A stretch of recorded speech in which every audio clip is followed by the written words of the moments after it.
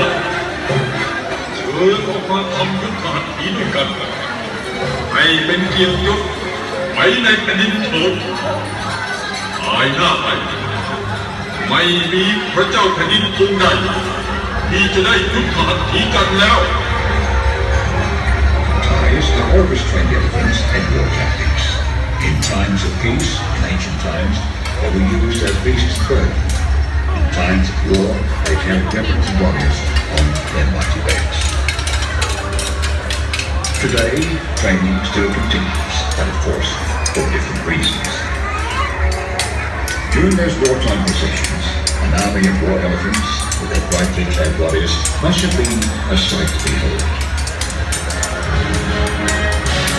The War Elephant Department was an important part of the kingdom's Ministry of Defence.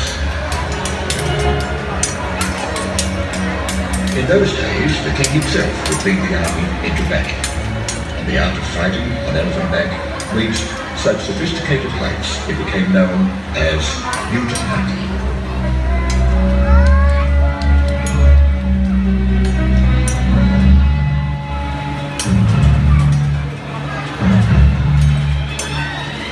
From that day onwards, no Asian warriors have gone to battle on elephant back.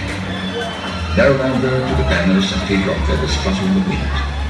No longer do the heads of nations face each other in direct combat. But here, at the Samphran crocodile farm, you can recapture the pomp and splendour of an ancient era when man and beast rode into battle.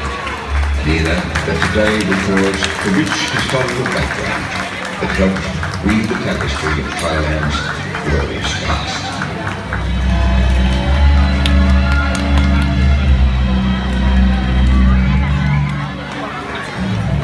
The Samphran Crocodile Farm, thank you very much for your visit.